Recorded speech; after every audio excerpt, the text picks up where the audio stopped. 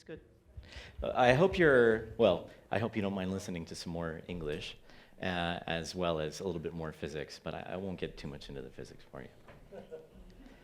So, in July of 2012, this 70-year-old man sat in the main auditorium at CERN, which is the European High Energy Physics Laboratory, located in Geneva, Switzerland. He was listening to a presentation by the soon-to-be Director General, who was unveiling some of the newest physics results. And at the end of the presentation, the whole room erupted in applause. People stood up, and all eyes were on him, because after 50 years of waiting, CERN had announced the discovery of a new particle. This particle was named after this gentleman, Mr. Peter Higgs. And I was there actually filming the event with several other camera operators.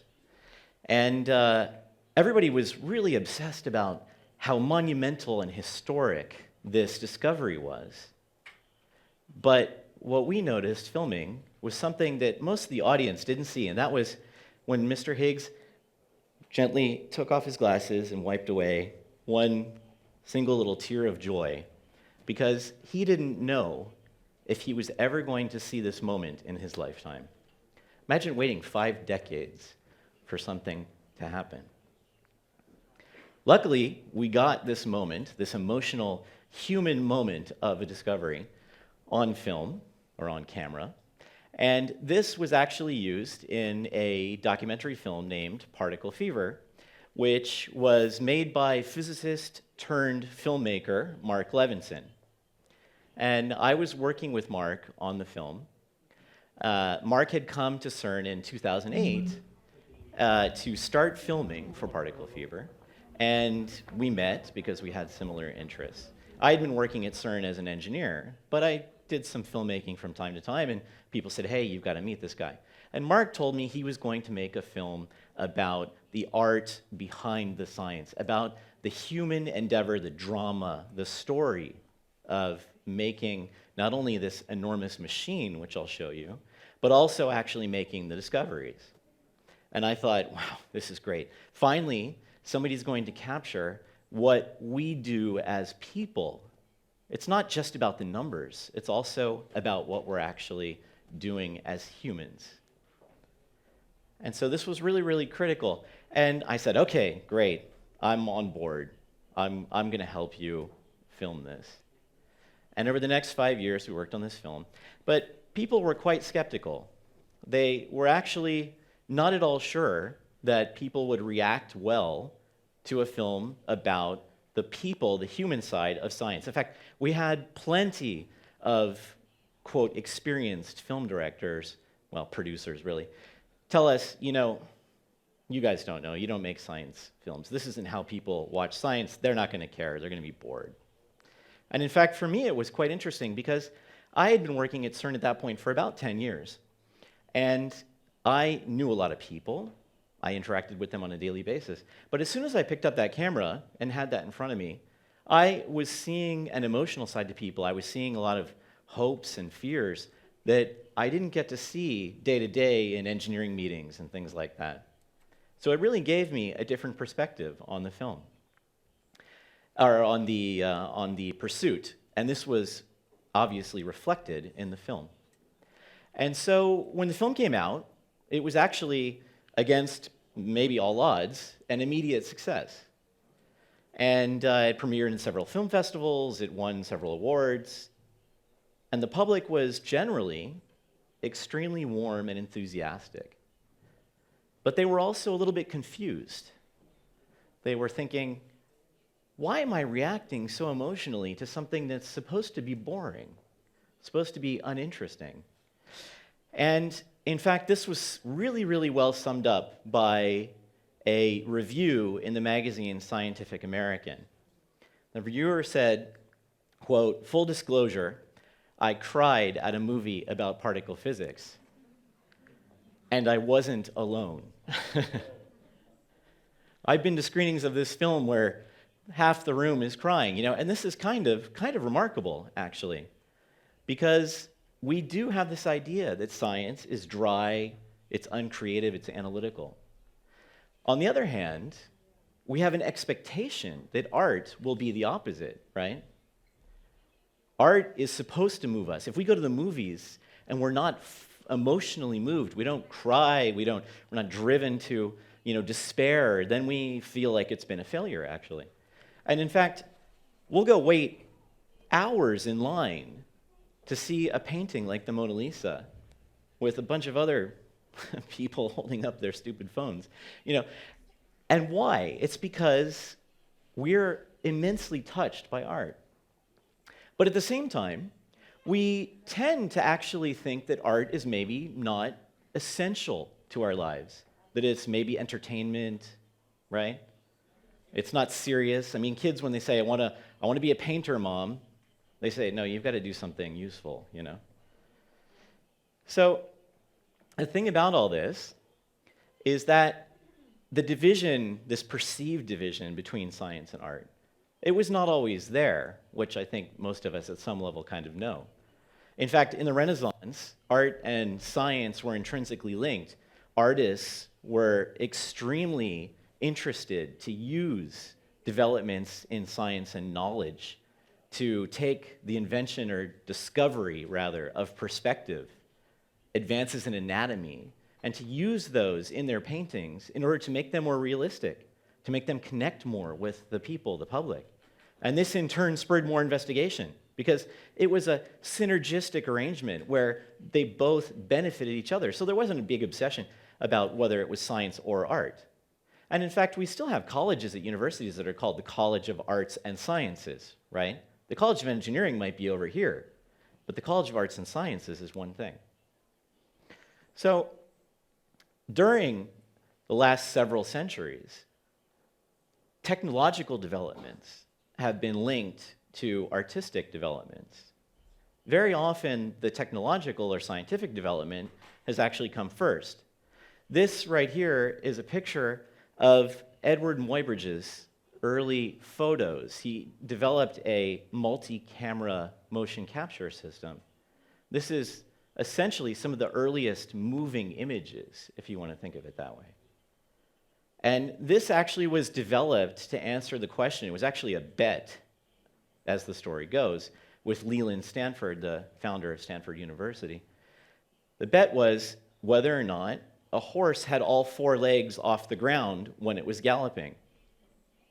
So this was a fact. It was either true or not true, but you couldn't know. We didn't have, 120 frame per second slow motion on our iPhones at the time. So this was a mystery that could not be unveiled. It was an invisible mystery of the universe. And so he invented a machine, or a series of machines maybe, in order to answer this question. And look at the pictures. You can see it's quite clear, right? Now you know something. So this technique, it contributed to the knowledge that was available at the time. And obviously, this is the precursor to the moving image, which, as we know, developed very, very, very quickly into cinema, which is probably the predominant art form of our times, at least the audiovisual art form, if you will. So at CERN, we're trying to bring back, reforge the links between art and science. I think that they might have been lost during the Industrial Revolution to some extent, because that was the time when technology really came into being, and when we said production is important, we quantify things. There were people that went to factories and wrote down exactly how long it took to do every step to try to squeeze out as much productivity as possible. And so at that time, it was maybe hard to see the link between creativity, between art, and between production in a big factory with people working long, long shifts every day. But so at CERN, we've developed an artist in residency program. And we've invited artists to come to CERN to try to reestablish these links between science and art. And we've had over 100 artists, I believe, over 5 years. And they've come and they've interacted with us, and we've taught them some things. And I think that we've learned some things too. So this is Jan Peters with the Super 8 camera, who's filming us working on our project. And he was really integrated in our team. He was the first photographer and filmmaker in residence at CERN. And I was his inspirational scientific partner. It's kind of a funny thing to say, but there you have it. And Jan spent about a year with us, actually, underground sometimes, in the lab, hanging out, crawling through the trenches, handing us tools when we needed them. He was really part of the group. But he also taught us a lot, actually. On the one hand, he showed us how people look at our experiment and this immense machine that we've created, and also the endeavor, just the way that we work. He showed us what it looks like from the outside. And so we started to get an idea of how our family members or our friends who could never visit us in these restricted areas, how they might see our work and what they might think about it. And he also made us think about our actual designs. He showed us where there's sometimes beauty and symmetry. He showed us where there's simplicity and elegance. But he also showed us sometimes where there perhaps isn't. Not everything is well done and not everything is beautiful. But it just so happens that not only is art an excellent way for us to communicate science, that's not all that it is. Our interactions with people like Jan, with artists in residence at CERN, it teaches us something about what we do, because it just so happens that when you make a design that works, a design that's good, technical, and simple, it's very often much more attractive, maybe even beautiful, compared to the wrong answer. And so we use this to assess a lot of what we were doing. You can't say that you made this choice here or this choice here because an artist came in and asked you about it. That would be a simplistic way of doing things or visualizing the situation. But as a whole, it changed our perspective. And that's a very important thing when you're trying to pursue excellence and you're trying to always do a better job. And actually, we thought a lot about what it means to be scientists and engineers and what it means to be in the discipline of physics, because Jan was a photographer and a filmmaker, and so we were thinking about photography and filmmaking. And in fact, physics has a really long tradition, a really long history with the imaging process. Photography is a basic pursuit of capturing a moment in time and unveiling something about the world through light and energy. And in fact, physics is almost exactly the same thing. This is a bubble chamber photo. Bubble chamber is a very early type of physics detector, analog, actually. So the particles are etched onto a piece of photographic emulsion here. And this photographic emulsion is then projected and analyzed under a magnifying glass by hand. This is in the 60s. Okay. Obviously, we've gotten a little bit more technically developed since then.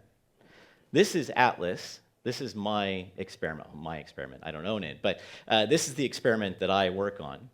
And you can see it's a beast. It's 44 meters long, 25 meters in diameter. That's something like 6-7 stories tall. And it's 80 meters underground. And this is our big digital camera, essentially. So out of this immense machine, there's actually a section in the middle which we call the inner tracker. And this is our digital camera. It's an 80 megapixel camera, okay, which is already pretty astounding. But more than that, it takes 40 million images every second. Now, like in your digital camera, there's some compression going on there, because otherwise we couldn't store it all, and we don't use, SD cards. But this is fundamentally what we're doing. And we do that, actually, in this very center region. It's this little section, which is actually a detector only about the size of really like an IMAX camera, which are pretty big. But nonetheless, that's pretty small for the overall size of this enormous cavern. And this is composed of more than 1,700 pixel modules. These modules are essentially like digital camera sensors. Not quite the same technology, but very, very similar. They have pixels in them. But if you compare this to the imaging formats that exist in let's say, the artistic realm, and you look at IMAX, which is the largest one, this is about the size of our detector, roughly speaking. But in terms of imaging area, this IMAX sensor is a tiny, tiny fraction of the imaging area of the pixel detector. And we're actually now working on upgrading this. It's going to be about 10 times larger, which is kind of insane, actually. And so you can think of, actually, the particle physics detectors of old and of today as just an extension in the evolution of imaging, the scientific and artistic process, the creative process of making the invisible in our world visible. It started with the camera obscura, perhaps. Starting with the camera obscura in the period before the 1800s, going to the zoetrope, which is actually a slight precursor to Edwin Muybridge's galloping horses and people dancing and things like that. This is what one of the images looks like from our detector. This has obviously been interpreted in some way, and we've animated it to show actually the collision and then what comes out of that collision. But this is the kind of picture that we make now, unlike the bubble chamber one. It's getting more and more complicated, and it's getting three-dimensional.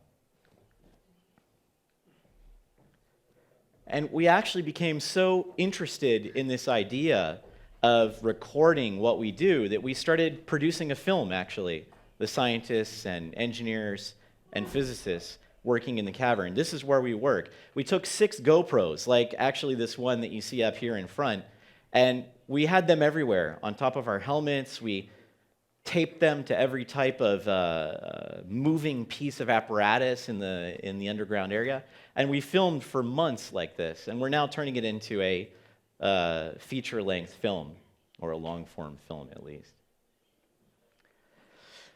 We also developed something called the CineGlobe Film Festival at CERN because we were really convinced that we had learned a lot from this fusion of art and science, in particular in the discipline of the moving image, and we wanted to further that. So we developed a film festival whose slogan is inspired by science and technology. And we showcase films. We also do things like installations and dome shows, and even virtual reality. And the idea is to bring in artists, creators, and filmmakers, and have them interact with our scientists. And then we invite the public to come and have an exchange with both of us. And so this is our way of trying to reinforce these links between art and science and make it accessible to people. We're not trying to teach, we're trying to inspire. So the question really is now, what can we do in order to bring art and science more together? When you think about it, art and science are just 2 different ways of looking at the world and learning about the world. And that is the most fundamental thing that we can do. Intuition, inspiration, synthesis, and mastery of technique are critical for both art and science. Without all of these 4 elements, one cannot do good science and one cannot make good art. And I have a 3-year-old daughter. I did, at least. There we go. And she's become obsessed with painting and drawing and things like that, and also collecting snails in our garden. She goes out looking for them all around, and she collects them and puts them in these containers and stuff. And I ask myself, so what is she going to be? Is she going to be a little artist? Is she going to be a little biologist? But does it actually even matter? Because actually, that's not the most important thing. Why do we need to have 2 paths instead of just one? So I leave you with this.